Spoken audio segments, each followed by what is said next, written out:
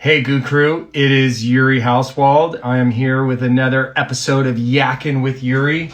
And I'm really excited to be with our guest tonight as soon as he sends me an invite right here to join our conversation, Mike Wardian, who recently did the the Chicago Boston double. Hang on, let me send him an invite here. Mike, let's bring you into the conversation.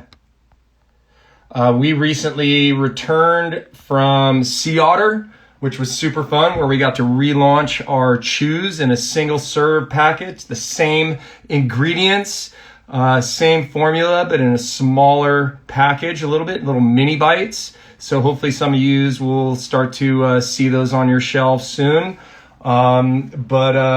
Let's see, Mike, did you get, oh, here we go. Here he is. The Endurance Energizer Bunny. Where is he? Mike, there we are. Yay! Yay! Oh. We are live. I was just starting my intro a little bit here.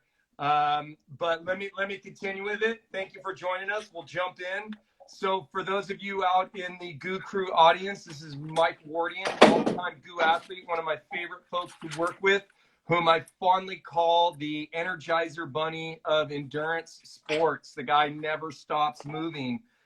His list of athletic feats, I get tired just trying to tick them off. So I'm only going to name a few of them before we dive into the Chicago-Boston double that he recently competed. And the only athletic similarity that Mike and I do have is that he played Div 1 lacrosse at Michigan State. I played lacrosse in college, so that's about the only athletic similarity that he and I share. But here are just a few of Mike's results over the years, and I'm leaving many off because the list is so long. So 3-time 50-kilometer champ, 1-time 50-mile champ, 1-time 100-kilometer champ. You've won the JFK 50-miler. Your fastest marathon was a 2:17:49. In 2017, Mike ran 7 marathons in 7 days on 7 different continents. Wrap your brain around that, people. He had to, he had to teleport himself from continent to continent, which is an amazing feat in itself. Here are a couple of my favorite Mike Wardian athletic feats. At one time, he held the world record for the fastest marathon while pushing a jogging stroller. You then had a head-to-head duel with the guy, and I think you lost it by 2 minutes or something like that. But yes, a different guy, but yes. Yeah. And then possibly, and I think I have this a little bit wrong, I know you chased it, but maybe my favorite world record that you were really close to was running the fastest marathon in an Elvis costume. Yeah, I set that record, and then a guy broke it by a minute. So I set the record at the Las Vegas Marathon in 2016, and then a guy broke it by a minute, and then I missed it by a minute, basically. So, yeah, that was at the St. Jude Marathon, my friends at St. Jude. So I was doing it to raise money for St. Jude the second time, and just came up a little short. Yeah, it was actually funny. Somebody was talking about that at Boston. They said, "Oh, dude, I saw you. Last time I saw you were in like a pink Elvis suit." And I was like, "Oh, yeah." And they're like, "Oh, man, it was so hot that day." I was like, "I know, right? Like, it was crazy." Yeah. So, so definitely have done some unique, different things. I love it. And I mean, we'll circle back to this, but I think like if you look at your career, I mean, the bottom line is not only are you a very talented runner, but you like to mix up the distances that you participate in. You're not just like a 5K, a 10K, a marathon, or an ultra runner. You do it all. And don't let me forget to talk about this big thing you have coming this weekend, Big's Backyard Ultra. We'll get to that at the end of this because that'll blow people's minds. But the bottom line is, there's the saying, variety is the spice of life. And it seems like you like to mix it up with your runs. You keep it fun. And that at the same time, that also really connects you to a huge, broad audience of runners out there. And I was talking with Celia earlier that you are truly like the people's champion when it comes to running. And we can talk more about that.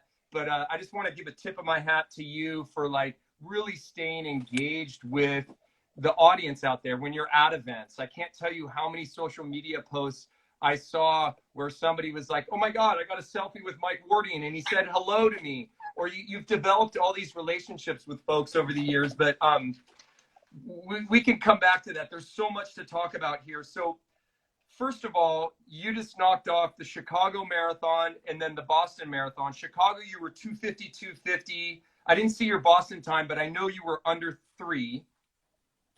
Barely, yeah, 256:37 or something. So yeah, so right there, that was kind of my goal, was to do both. I was hoping to be a little bit faster, but once I started running, man, I knew it was gonna take every trick, man. It took every single goo that I had. Like I was like, oh, I even had some backups just in case. I was like, oh, I need every single one. Like I was definitely using every trick, cutting every tangent, like drafting off of like whoever I could, like dumping water. I was struggling, but it felt good, and I definitely had a chance to connect with a lot of people. Man, it was fun to be be out there with everyone again. Like it was a chance to kind of celebrate running, and just 2 incredibly well run, organized, and just fantastic races. And I was actually worried like that there weren't going to be people out there. It was just going to be like a time trial, and like that, like, because the start line of Chicago, there was like no one there. It was just us. Really, I wanted to talk about that, like what the vibe was like. So share that with our audience. Maybe first, like, have you done Chicago before, and what have the crowds typically been like there? I have no experience with either marathon. Oh yeah, so well, I mean, there's kind of different tiers of marathons, and Chicago, New York, Boston, London, Tokyo, Berlin.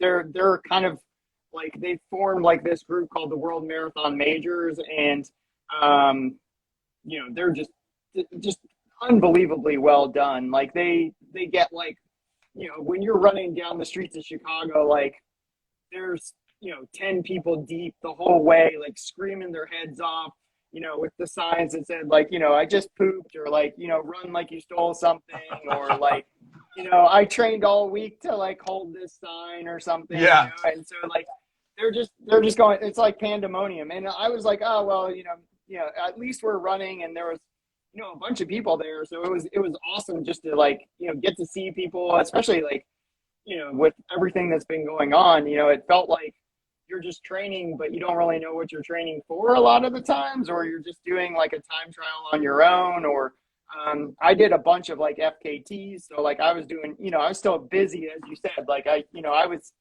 coming up with my own kind of challenges, but it is nice to like have something that everyone's training for, and then you can kind of see where you are. And it was great just So to step back, oh, you kind of cut out there. I was going to say, to step back a little bit, what has your year been like leading up to this? I think people might appreciate getting a sense of like sort of what your build was to this. You mentioned you did a bunch of FKTs. And one of my questions was going to be, how did you prepare to do the Chicago-Boston double? So maybe you could shine a little light on that. Yeah, well, it was actually like my training was going pretty well.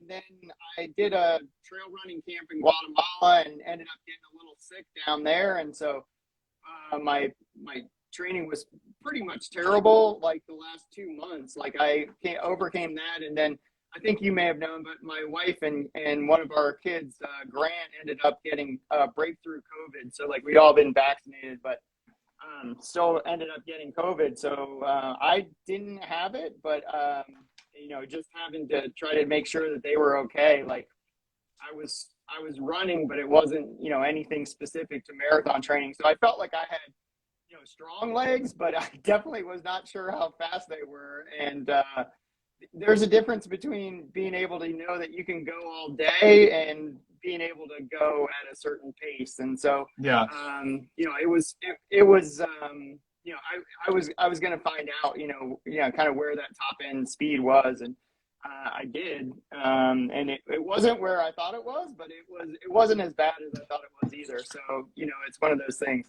So maybe walk us through how, like, first, let's, like, what were the COVID protocols? You said it was a little quiet, you felt like, at the start. Were there some real strict protocols around the pros, COVID protocols, like in the starting shoot and stuff like that?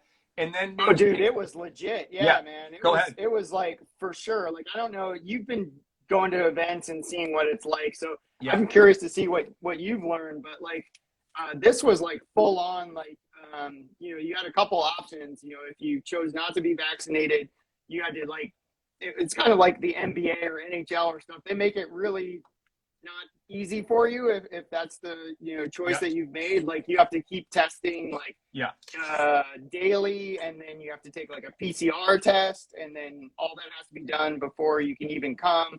And they actually had little like wristbands, and so like, as one of the I wasn't in the elite field, but I was in the American developmental program, and so it was the same kind of protocols. Like, you had to come in as soon as you got there. You had to go to this room on the fourth floor or whatever and get tested, and then you had to sit there in like quarantine for the next hour until the test came back. And then if that passed and you had your COVID vaccine, then you could go and you were good for, like, you got a wristband that said like, hey, I'm good. Yeah. And then each day you were there, you had to test again, but it was just a rapid test. So like, it was full on. Yeah. Like, we're making sure no one's going to get sick at our event, and which was awesome. And then all the volunteers had masks on. Anytime you were inside, you had a mask on. In the tents before the race, everyone had a mask on. In the corrals, most people had a mask on. They wanted you to have they had masks at the end, so when you finished, like, if you didn't carry your mask with you, they gave you a mask, before you got your medal. Yeah. And it was a similar situation in Boston. So yeah, I mean, it was like, I feel like they coordinated it to, kind of be consistent. And I mean, I felt pretty safe, like, the whole time. Like, it was a little weird going to the start line with that many people, they like all at once. And, just because I hadn't been in a big crowd like that, I'd gone to like one NFL game with my kids because they're like Steelers fans, and that was awesome. And we had masks on, but a lot of other people didn't. But it's just having come through what we did with our family. We want to be safe. As safe as we can. Be as safe as we can, and keep everyone else safe too. Yeah, it's great to see that they put those protocols in place to make folks feel safe, and to hopefully put on a really, like you said, a really safe event for all folks there, volunteers, fans, athletes. Walk us through, you said you weren't in the pro elite field, but walk us through, like, what was your pacing plan and how did the start go for you out of the gun at Chicago?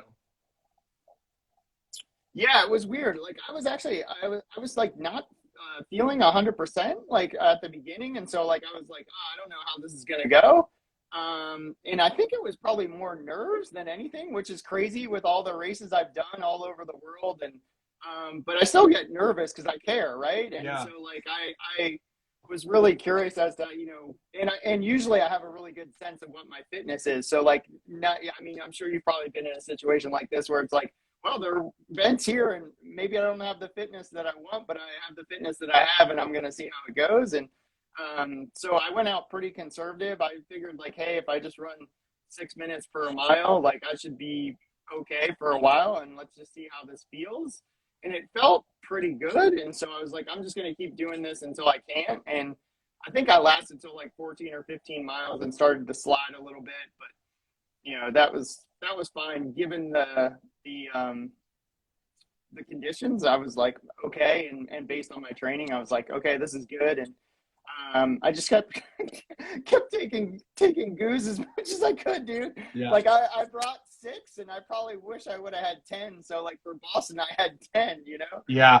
And I just had like a big old Ziploc bag. Like, I could have used one of my Nathan things, but I was like, I'm just gonna have a bag, and if I need to, reach in there, I can get it. And so I just carried a bunch of goos, and took them like usually I think I plan on I think you and I have talked about this before. Like I'm pretty consistent. Like I take one every four miles or so, and I think I was a little shorter than that just because I was going a little bit slower. So I needed a couple more, Yeah. and it was great. I mean, the rock planes worked really well for me, and I kind of it was funny because I laid a picture out for people, and they're like, "Wait, you're only doing like lemonade?" And I was like, dude, I just try to keep it pretty simple. I actually had 2 ginger ades in there that were kind of mixed in, but yeah, if I don't have to worry about what flavor it is, I just know that it's going to work. And so I did those. And then at Boston, I kind of switched it up and I had like pineapple. All the, I think, yeah, I saw I didn't pineapple have in your any of flat. this stuff from Brazil that because I was like, that stuff we can't, yeah, like I just had like, yeah, a bunch of different flavors. There was a lot of salted watermelon. Nice. So yeah, back to Chicago. What was the temperature like? Was it a hot, humid day? Yeah. Yeah, it was really hot and humid. I think at the start it was in the kind of mid 60s and I don't know, like 60 or 70% humidity. And it got up into it didn't get as bad as it could have. It got up into like the mid 70s. I'm sorry for all the people that are European. I'm not good at that really. It's maybe like, I don't know, 15 or 16 or something. Yeah. Like it wasn't terrible, but it could have been a lot worse because it was actually kind of overcast. And so the sun didn't break out until maybe the last, like, I don't know, 6 or 7 miles for me. And so that's actually when a lot of people started getting in trouble. And the one nice thing about running slower is I was able to like just totally like check on everyone. So like when people were starting to die, I was like, I had some extra goose. I was able to like feed. I was like, dude, you need to eat. Throw the gel, and they're like, oh, and I felt like I was like the Easter bunny because I just had so many. I was just like, oh yeah, here you go, have one. And then I was like, run into the medical staff. I'm like, 2 guys back there, 500 meters, hamstrings. And so like, we actually ended up helping a lot of people. And then I was able to, have people run in with me, which was great. I was like, all right, we're not going the pace we thought we were going, but we're going. And so like jump on the train. And so it's I don't know if any of the people in the audience have ever been to Comrades, but they have these things called like buses in South Africa where you just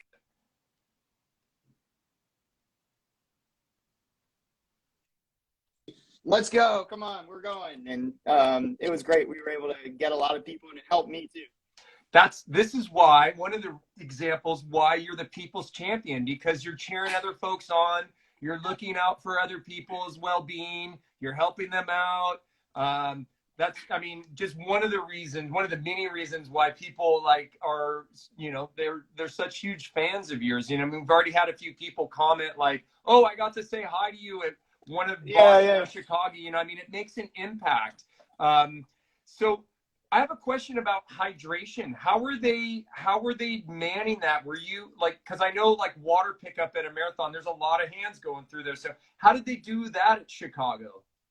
Yeah, it was actually excellent. So they knew that the temperatures were going to be a little bit hot, so they had so much water. And I think Gatorade is with the World Marathon Majors, or at least with Boston and Chicago. So typically what they had was Gatorade first and then water second. And so like if you wanted electrolytes or something, you could take the electrolytes and then the waters were next. And they also, I think, added a couple water stops. And so like there were, it's kind of sad, like there were so many cups everywhere, but it was also great because there was so much like water available. So I was dousing and I think everyone else was. And there was no way that it felt like they were going to run out.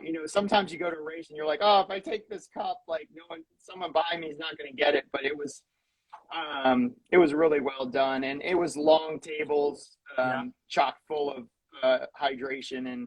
And they really made sure that we had what we needed. And then, you just have also like, those are like the dedicated race aid stations. But then there's just random people like at an old school race that are just like, kids with like Dixie cups and gummy bears and people handing out beers and, whatever, water bottles or, so, you got that part of it too. So, yeah, man, it was cool to see the whole community come together for it. And I think people were like kind of like pent up demand, man. Like it was just like it blew me away. Like it just filled me up. Like I think I did a post like about like an emotional vampire, but I was just like sucking in the energy because I needed it first off, and then secondly, like it was just great to see. Emotional vampire. I've never heard that, but I am stealing that phrase, dude, because that is so good. Because that's exactly how I felt when I took the line in Kansas this year in June at Unbound. It was electric. You could like feel the excitement just coursing through the air, and everybody was slapping high fives and just so stoked to be back with their endurance family again, right? It's this family reunion that we've missed for a year, and everybody's really, really excited to be back out pushing their limits, being with their crew, and experiencing an event like Chicago. So well, and I feel like, go ahead. I'm sorry to interrupt, but no. I just feel like the volunteers were like so cool. Someone just said that in the chat, but like it was true. Like, but I also feel like you want to beat everyone, but like I didn't care about that as much as I just wanted to like get across with everyone else. Like it felt like it's a race and like you want to kick ass and whatever, but I don't know if you felt the same way, but I was like more just excited just to be around everyone again and just to like have that experience. I 100% agree. It was more about like the completion and the camaraderie for me than the competition. You, I want to do my best. I'm a competitor, but it was more about just being there, having an amazing experience, trying to engage more with friends and volunteers and folks, be more present, not be so caught up in the competition of it, which is awesome. Yeah. Super special. It was weird. It was like a different shift for me because usually like and it felt to me like I feel like a lot of times like road and you probably get this in some of your races, they kind of get a bad rap. Like everyone's like looking at their watch and like they don't care about anyone else. And it didn't feel like that at all. It felt like we were all just like, let's do this, we're going to make it. And I don't know, it was awesome. I love hearing that. I want to like take a step back here because in my intro, I talked about all the various distances, and we'll circle back to Boston. Don't worry, folks. But we talked about all the distances that you have, dabbled in over the years. Like you're not just a one-lane runner. What is it? Is there something about the marathon distance? Because that seems to be sort of if you had to pick a distance, looking at your race results over the last decade or so, marathon, I mean, there was one stint I think I saw in 2007 where you did 13 marathons in 9 weeks. That was on your Wikipedia page. So what is it about the marathon distance that really like draws you in? Is there something about it that is really special to you? Yeah, that's an astute question. And I get that a lot, like what's your favorite distance, or like if you could only do one distance, what would it be? And I think there's a lot of great things about the marathon distance. Like, first off, it's like, it's far enough where you can't pretend like, no faking it. Yeah. Like, I think I faked it through the first half at Chicago. I was like, I know how to do this. And like, and then you're done and you're like, okay, fine. That sucked a little bit, but it didn't suck that bad. And with a marathon, like once you get, 15, 16 miles in, it's still like another full hour or 50 minutes of running hard. And that's the thing too, is like, you can't run. There's nowhere to hide in a marathon. Like, it's kind of like being on the track. Like, there's like no time to like, tie your shoes or go to the bathroom, or like, my brother and I were talking about it. We're friends. Like, one of my friends is Sarah Hall, and I think she just got a little hot, and we were saying like, oh yeah, like if you were at an ultra, you could maybe, get some ice, or you could, cool down, or, take a mile easy. But in a marathon, there's no way, like there's no room for that. And so like, I love that aspect too, that you're just kind of like at your limit and you just got to, keep grinding. I love the fact that, the pace is pretty predictable. Like there's something to be said for like, nothing coming in the way of you and the time, right? Like that's what's so pure about running on the track. And I feel like that most marathons are like that. Some are like Boston is a little bit tricky. Like there's some hills and that kind of stuff. But you're not like, oh, I'm going down a 2,000-foot climb or something, or like I have to climb up the side of a goat trail. Like, it's not as much like that. And so like, if you put the time and effort in and you can hold the pace, but like it's up to you to be able to like stay on that until you crack. And so like I love that aspect of it too. Like you probably know that too. It's like, yeah, if you can hold the watts, then you can hold the watts, and if you can't, then you can't. And it's very apparent. Yeah. And there's consequences for not like if you lose a second in a marathon, it's 30 seconds, and so like every 2 seconds you've just lost a minute off your final time. And so like if you start thinking like that, then all of a sudden like, hey, you can't do that too often and still get the time that you want. And it's just it's cool too because you're not gone for the whole day. Like like for the most part, you're out there for 3 to 6 hours, and then you have the rest of the time to be with your family or get where you need to go. And so like that being said, I love going out for days at a time, and I'm looking forward to that. But there is something nice about having felt like you did something pretty epic, and you're back home and back to what you got to do in real life. Yeah, as a father of 2 boys who is very busy, that's important to have time with your family. Before we leave Chicago and move to Boston, you talked earlier about your pace. Do you use a watch to judge your pace? I feel like I'm losing you now here a little bit. There you are. I think our service might be a little funky. I don't know. No, I think it's my alarm. Like I set an alarm so I wouldn't miss the call, and I keep trying to silence it. Okay. I just took care of it. So everyone, I'm so sorry. Like my alarm keeps going off. But before we leave Chicago, you talked about pace. Do you use a watch to judge that, or are you so like in tune with your body these days? You got it. Yeah, right there. Go ahead.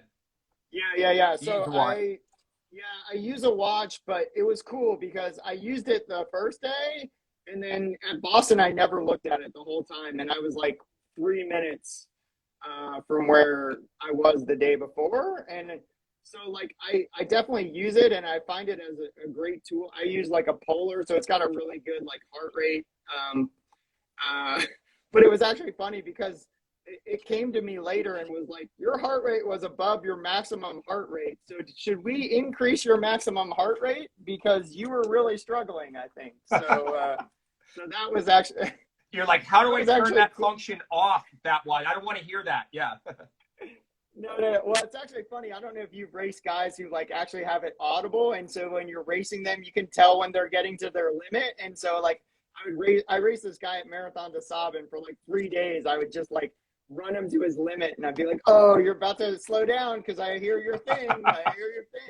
Now we know your tricks. Remind me never to run with you with a watch that talks. Yeah, exactly. Yeah. So it's about 1,000 miles in between Chicago and Boston. And we know while you could run that distance, you didn't. I'm assuming you flew. Talk us through the logistics of finishing Chicago and then getting to Boston, which was the next day, right? Or was it? What did you have a day in between? No, it was less than 24 hours later. So it was actually more tricky than I thought. Like because like you said, I've done the World Marathon Challenge where you fly like all around the world and end up on every continent day after day after day, and I've done that twice. But this is like that was kind of like as a group, and like somebody's kind of coordinating it all. And so like this, like I'm lucky, like I have some, I have like an agent and people that can help me. But like the thing that was hard about it was like I finished the Chicago Marathon, and then I had to walk like 40 minutes back to my hotel, even though it was like right next to the start finish area, because I was able to get a good hotel, like the Hilton right there. But it like just to get through security and get your bag and like all that took like 40 minutes. And then I don't know if this has happened to anyone, maybe on the call, or it's happened to you, but like Uber and Lyft shut down the whole downtown. And so like to get a cab, like there weren't any.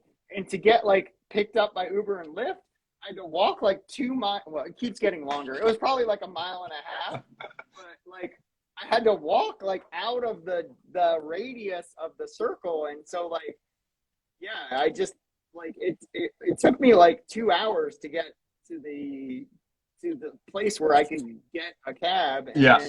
get to the airport. And so like that was, and then I got lucky because a lot of people's flights were getting canceled, and like, yeah, it was just like I was able to get on the flight and get to Boston. I think I got there like 6:30 or 7 at night, and then I was able to meet up with my agent Josh Cox and his wife Carrie Cox, and get my bag for the Boston race. So that worked out great. But yeah, it was definitely not as straightforward as I thought. Yeah. And of course they made you walk. That's classic. You're like, don't you know I just ran 26 miles, folks? I can't be walking now. I have another one of these to do tomorrow. Well, it's funny because I'm the one who always recommends that. And so like I was like, this is actually great. It's just like with all your I didn't bring much stuff, but like with all your stuff and like, not even knowing where you got to go, like it was just kind of like, yeah, this is tricky, but that's like, I think part of the fun adventure of it too. It's like, yeah, like the running's interesting, but then you're like, where do you get food? And like, I brought some stuff and we have our stuff, but yeah, I wanted to, get some substantial nourishment. So that I'm going to do a quick speed round before we like hop into what the Boston experience is like, because I get the sense that Boston Marathon has a little bit more history and hype and prestige behind it than Chicago. I may be wrong being a cyclist, but we'll jump into that. So first of all, your shoe of choice for marathons on the tarmac. Obviously, shameless sponsor Nice. plug, but you have an amazing shoe sponsor. So what's your shoe of choice? Yeah, man, thanks.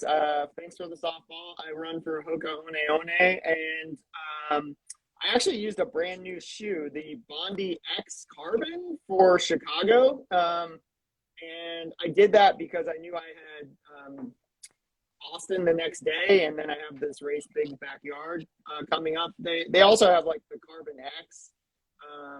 So yeah, like that's like a pretty fast shoe. And I was impressed. Like I had run maybe 10K, 10 miles in it. So I hadn't really had the experience of like what it's like to be on my feet for 2.5, 3 hours. And I was really, really impressed. Like it was responsive, cushy, kind of snappy, which was nice. And really protected me to allow me to run the next day. And then I got it so wet by dumping all the water on me that I used ring cones for Boston on Monday. So, like, so two different shoes. Interesting, in two different days. Yeah. Yeah, so I was planning to run both in the Bondi X, and then I decided to just go with the ring cone because they weren't already waterlogged, and I was starting to have like a little hot spot on my foot, just from like literally my feet looked like I had crossed like 5 or 10 rivers, like they were waterlogged when I finished the race. So like, oh yeah, so sorry Lou, the shoe that I ran in Chicago in was the Bondi X, like the new one with the carbon, and then I ran in the ring cone, which is just kind of like I use that shoe for everything from like 5Ks to 100 miles. Like, yeah, it's just like an all around badass, like easy does it, cushy shoe. Next question. Favorite like pre-race meal? Do you have a pre-race meal that you typically do before marathons? Yeah, so I think this is pretty typical about from a lot of people, but I usually do. I get up like 3 hours beforehand, and I usually do. It's another sponsor, but like I do stoked oatmeal. So like, so I did that with. I went the day before to Trader Joe's and got like some blueberries and bananas and that kind of stuff, and I usually put that in my oatmeal. And then it didn't look cool as it was, but like I run for Big Spoon Roasters, and they have like amazing almond butter, but Yeah. it comes in these glass jars. And so I took all the almond butter and I put it in Ziploc bags, and so I had that too. So like I had almond butter with oatmeal, and that's what I usually do. And then I usually do one of our goos, like, and you probably see that a lot at your races too, like, 15, 20 minutes before the race, just to kind of like get yourself ready to go. And then sometimes I do our stroop waffles. Yeah. So like we have like a gazillion flavors of stroop waffles. I really like the coconut, so like sometimes I'll do that. But super decadent, and I don't always do it, is you can crumble it up and put it in your oatmeal, which is really nice. Yeah. So that's good. Yeah. No, it's good to have a routine. I think the main takeaway from what you said there, which resonates with me and many of the athletes that you and I both know, is the 3-hour window ahead of time. Super important for folks out there watching. Eat your breakfast at least 3 hours ahead of time. If not, eat something much smaller if your window of time is not that big before an event. Otherwise, it'll be sitting high in your stomach for sure when you go to compete. How about you're going to have to stop. Man. Yes, or you're going to have to stop. And, like we talked about in a recent GOO newsletter, you'll have that code Brown emergency. Since we're talking about food, post-race, what do you try to get in? Is there anything that you really crave after, before you have to walk 2 miles to hail your Uber to go to Boston? Is there something that you try to eat before, knowing that you're going to have back-to-back events at night? So yeah, like I had some snacks like in my bag. So I actually had like another almond butter and honey sandwich that I had prepared ahead of time. Yep. So I had that when I got back to the hotel. I had some blackberries and raspberries that I had squirreled away. I did. I like to do coconut water, which I thought was like a total joke, but it actually like works really well for me. Yep. So I rehydrated with that. And then we have some recovery stuff, which actually works pretty well. So sometimes I'll do that. A lot of times, like, I'm just trying to find real food. So like I went to the airport, like hoping to find stuff. And I actually I have like a favorite place at Chicago Airport. It's like Fontana. It's like Rick Bayless, like torta place. But they got rid of the vegetarian thing, and I was so pissed. Like, I didn't believe it. Like, I thought it was like, In-N-Out Burger, where it's like now they took it off the menu, but you could still order it, and they totally did not have it. So I got like fresh guacamole with chips, which was fine. And then I got a Wolfgang Puck pizza with no cheese, and they all looked like me. I was crazy. But yeah, that's there you that's go. what I had. Yeah. There you go, folks. Mike Wardian's nutrition tips and tricks there. Okay, so let's shift gears. We're in Boston. You've arrived. What was the vibe like when you rolled down to the start line at Boston? Because that really seems to me, in my basic understanding of marathons, I haven't been to too many, like kind of like the Super Bowl of marathons to some degree. Just walk us through what that was like. And plus, you're a celebrity there, so I mean, people are yelling at you and all, and wanting to say hello and this and that. So just talk us through the start a little bit of Boston. Yeah, for sure. Well, it was different, right? So like it's been actually a cool progression. So Boston was my second marathon ever, and it was the marathon that got me into running. And as you said, it's like when I wasn't a runner, it's the marathon that I knew about. Like, you hear about Boston every year because it's the oldest marathon, I think, in the world. It's 125 years this year. 125. So I mean, it's just iconic race. There's so many cool things about Boston. I mean, normally it's on Patriots Day, which is just only a holiday in Massachusetts. So it's like we're having a marathon on a day that only we're off from work. Like this year they put it on Indigenous People Day, which was cool. Like they found another way to do it on a Monday, which I thought was clever. it's a event that you have to qualify for. You can't just sign up. So everybody there is earned the right to be there. So that makes it kind of special.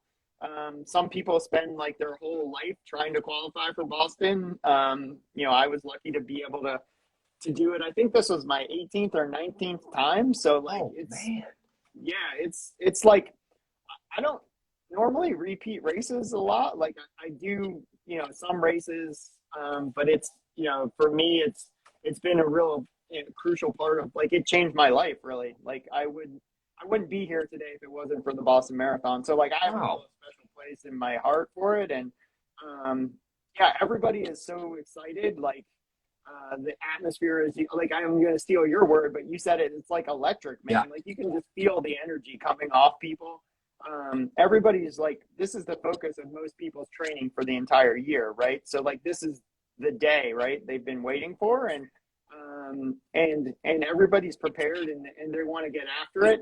And the race is for runners. I mean, they don't let you run in costume. Like there's no pacers. Like it's like you're running and you're running to see how good you can do, and so like that is really cool.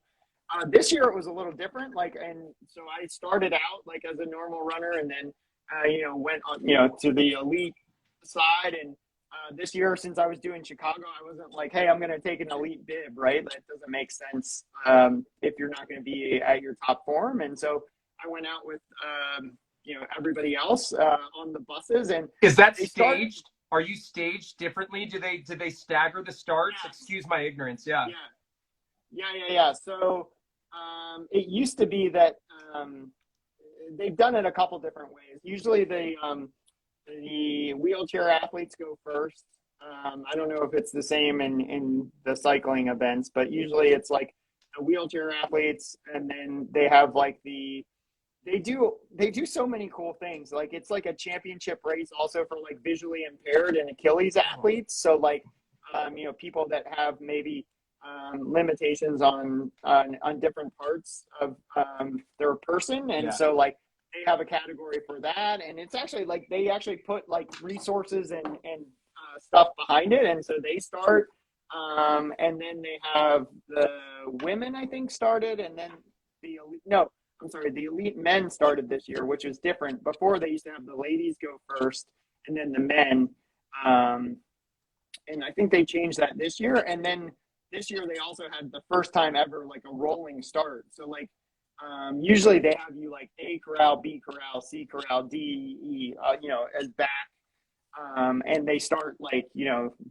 this year they also started earlier. It used to be the race started at noon, and then for maybe like the last 10 years or 15 years it was like 10, and this year it actually started at 9 in the morning.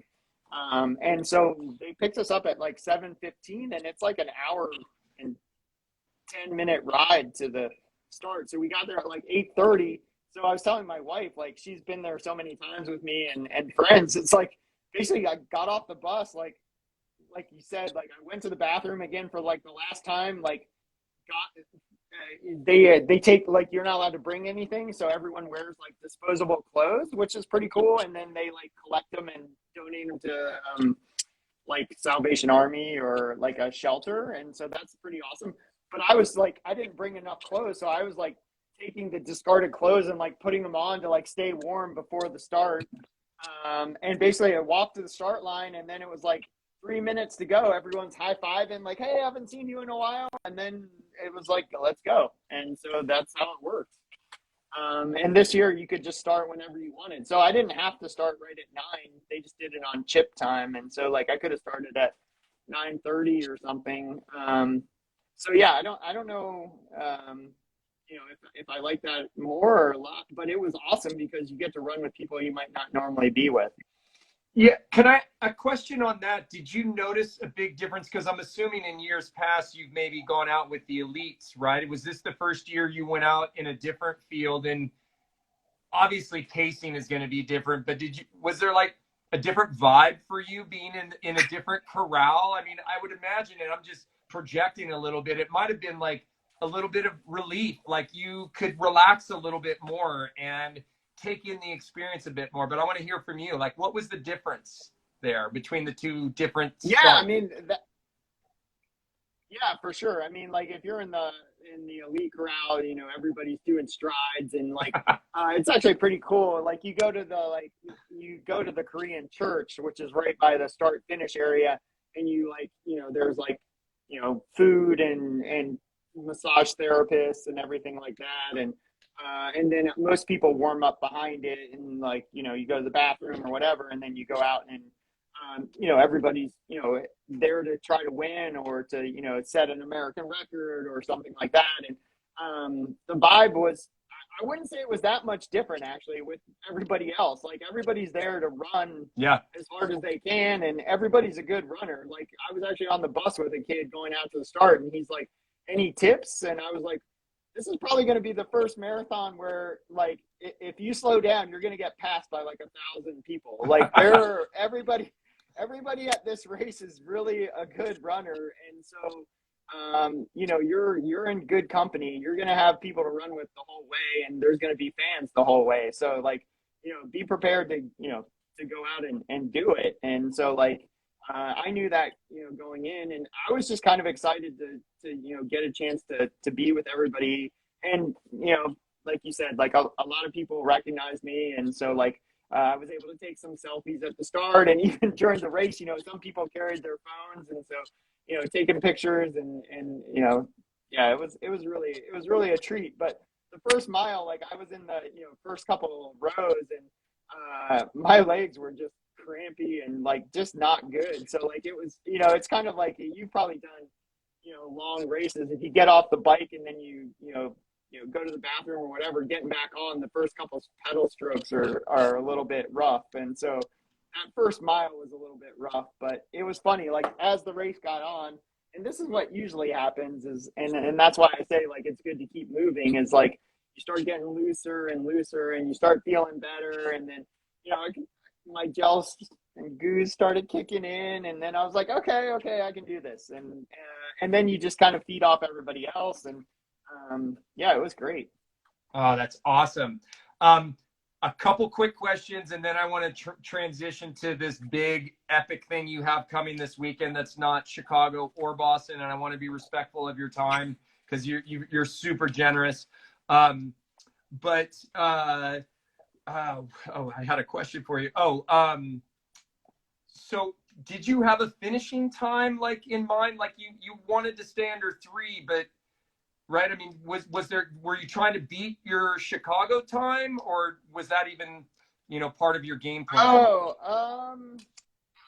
Actually, after Chicago, I was like, I'm pretty sure that's probably about the same time I'll run, or a little bit slower, just because Boston's course is quite a bit harder, in my opinion. Like, how so? Just for those that don't know, tell folks like how the course is different. Oh yeah, so just like Chicago is like probably one of the fastest courses in the world. Like I'd say, doing so many marathons that I've had the chance to do, I'd say most people, if you probably know this too, like if you want to run like a world record, everyone just goes to Berlin because it's just like sand flat, like a race. Yeah, it's like a racetrack, and it's just like always usually really good weather. But I'd say Chicago is a close right up there as far as like the course being really well laid out. Like sometimes you get a little bit of wind, but for the most part, it's like pretty flat. There's some bumps, but and a couple of turns, but for the most part, it's just long straightaways, and you can just, you know, put your head down and just grind. Whereas Boston, it's kind of like you got some downhill at the beginning, but then it's just kind of like rolling and a little bit, yeah, which is fine. But then you get to like 14 to like 20 miles, and I mean, it's not like, you know, the trail stuff we do, but like it's for a road race, it's got some legit like put hair on your chest type climbing, and so I think it puts some like, hair on your face, man. Sorry. Yeah, exactly, right. So yeah, for sure. Like it definitely it's burly in sections, and so like, you know, there's this famous climb called Heartbreak Hill, which like when I did it the first time, I was like, oh, there's only one climb. And that is not true. There are many, many small climbs that lead up to that climb. And then even as you're going through like the last little bit by Boston College and stuff, like you have some really long descents and some bumps and climbs. And so you just gotta, you get pushed around a little bit, and so you have to hold firm and really check that pace, and it's kind of unforgiving in that aspect. So I think that just makes it a little bit more challenging. And then also, like, if you get a headwind, we didn't have one, but if you get a wind going the wrong way, Boston's all just point to point, and so you just get hammered. Like one year I caught the tailwind and got that the whole way, and that was amazing, but usually it doesn't work out like that. Whereas Chicago, you can get some wind in various points, like off the lake and stuff. Yeah. All right. So if you had to choose a favorite moment from either Chicago or Boston that was a highlight, what would it be, do you think? Ooh. Well, so I can choose two, right? Please, go ahead. So it's our game. We can make our own rules. Exactly. Right? So my wife told me, and you probably know, but we have two Vizslas. So like they're these little, like, kind of brown dogs, and runners, running dogs. Yeah, little running dogs. And my wife does the Instagram accounts for Rosie Vizsla Runs and Bash Vizsla Runs. If you guys aren't following them, you totally should. They're super fun. She does a great job. Anyhow, she has all these Vizsla friends, or we do. So we've made all these friends. And a couple of the Vizsla friends were coming out to the course to like say hi in Chicago. And so I was like mile 22 or 23, and I was like, oh, I'm definitely not getting the time I want. And so I was just, shepherding people and helping everyone, and it was great. And then I saw one of the Vizslas, and it was like going crazy. And I was like, oh, hey, can I pet your Vizsla? So I went over in the middle of the race, and I petted the Vizsla and like hung out, and it was like, hey, and then I was like, okay, I gotta go. And so like that was one of my favorite points, was just like the chance to like meet one of the Vizslas that is friends with Rosie and Bash in Chicago. And then I'd say dude, you have almost the entire, you're so famous, you have canine fans, bro. Not many people can say they have canine fans. That's huge. I love that. You got a little dog therapy during the marathon. That's amazing. Sorry, what was your second now? No. Well, I needed it too. Like, I wish Rosie and Bash were there so I could have just held on. Just like canine cross. And then I'd say in Boston, there were so many moments just because I had so many friends that were running it. I'd say one of the highlights was, you had mentioned it. There was a guy that I did the World Marathon Challenge with in 2000, I think it was 17. This guy, Patrick from Canada, and he was in Boston. And he caught up to me and he said, oh, Mike, I was wondering if you would be here. I was hoping to see you. I hadn't seen him since 2017. And he was having a pretty good race. And I was like, hey, man, don't wait for me. Just keep going. And he's like, this might be my time to beat you. And I said, okay, yeah, man, you should do it. Go kick my ass. And then like, that was at mile like 4 or 5, I don't know. And so like, 2 hours later at like mile 23, I see him like right ahead of me, like 50 meters ahead of me. And I'm like, oh my God, Patrick's right there. And I was like, maybe I can catch up to Patrick. And so I was like, it'll be funny to, just pat him on the butt and be like, hey man, how's it going? And so like, I speed up and like, I'm picking up people along the way. And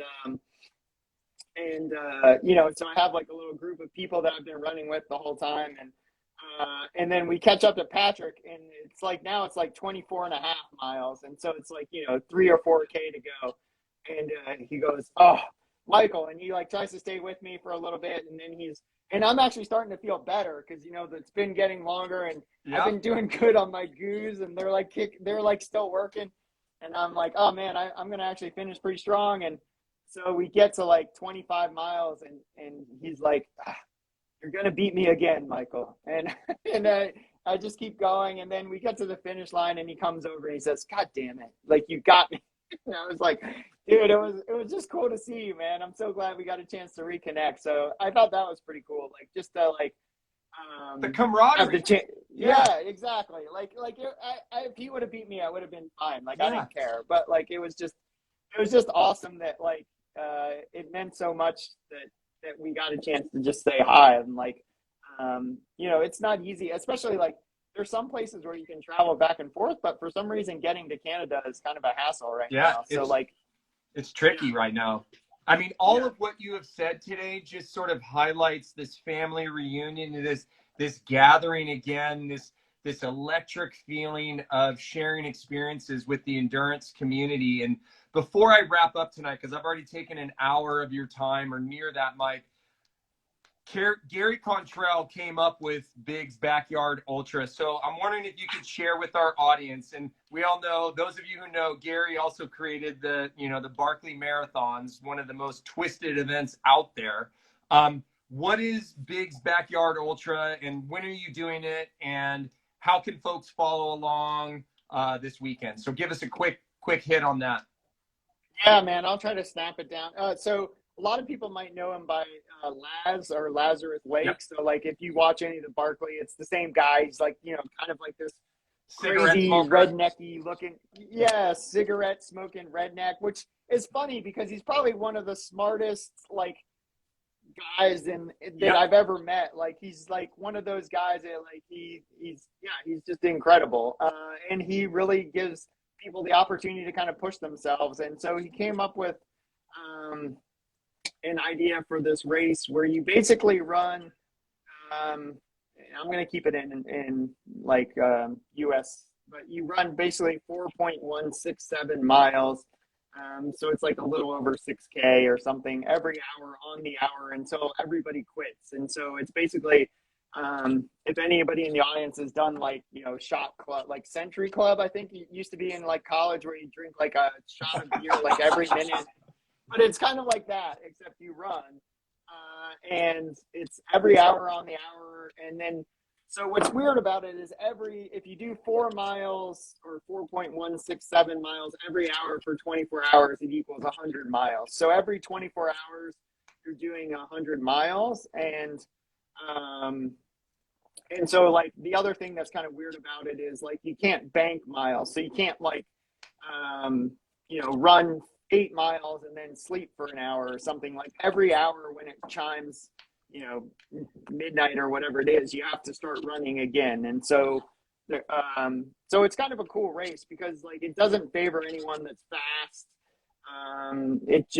You just have to keep showing up. So it's kind of like a lot of things in life. It's like if you Good just point. keep showing up, good things happen. And if you don't show up, then you're out of the race. And Yeah. so Have you yeah, done it before?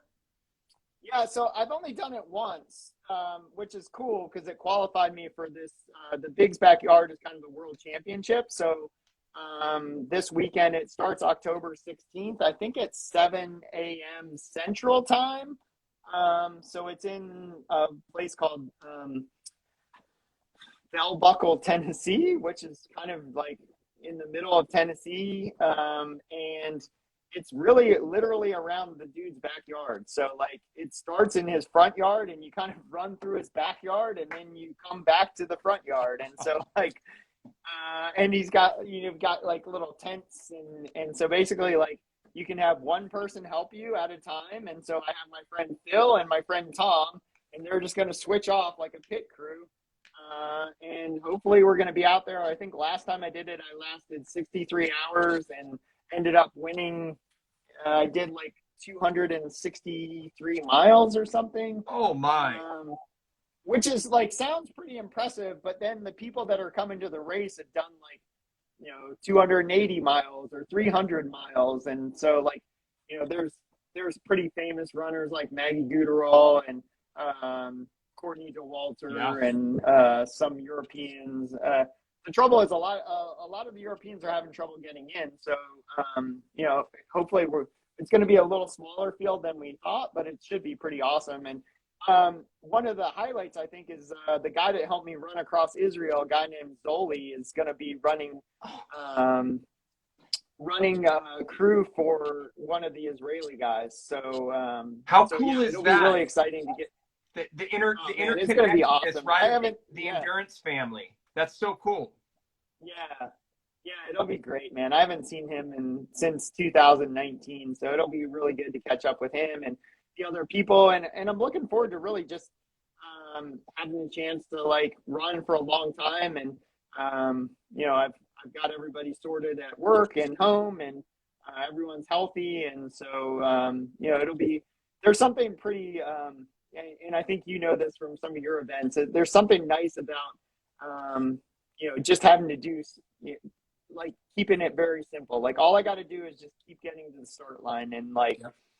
if I keep doing that, then it's good. And I mean, I have a lot of time out there to think about a lot of things, and yeah, just kind of enjoy being out there. And hopefully I can go a little longer than I did last time. But Yeah. based on like the cool thing is, and you probably know, like I got hurt pretty bad last year, and so it's this time last year I couldn't take part in the race, and so I had to watch from the sideline. So just getting around once, like getting to see what it's like, oh man, that's going to be a victory in itself. And Yeah. if I can last, anything like as soon as I start running away from the start line, I'm just going to be like, oh man, this is the best day ever. So yeah, I'm really looking forward to that. Awesome.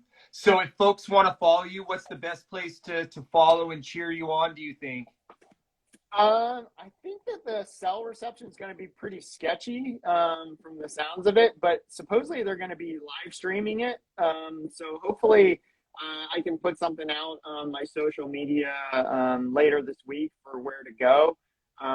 It's weird though. We just get like random emails like this is totally Laz, but we'll just get an email at like 1 o'clock in the morning, like with this like random like, oh yeah, this and this. It's not like there's like a website where it's like, oh, you need this and this and this. It's just like single space, like just randomly awesome. But it's all like he's thought of almost everything. So yes, I'm sure that it'll be pretty well documented, and hopefully I'll give my crew my phones, and so hopefully people can follow me on social media. Hopefully I'll be able to post some stuff like I did during the quarantine, but that was just around my neighborhood, so like I still had cell reception and everything. So luckily I have pretty good service with another plug, T-Mobile. So T-Mobile, yeah. Totally. So, well, Mike, dude, it's always a pleasure to chat with you. Thank you for being just such like a beacon of positivity and inclusivity and sharing the stoke with the endurance family. I mean, I can't tell you how many posts I saw of people just being so fired up to have their picture with you at Boston or Chicago, or to have slapped high fives with you, or to have shared a brief moment with you. I mean, that just speaks volumes about the character, your character.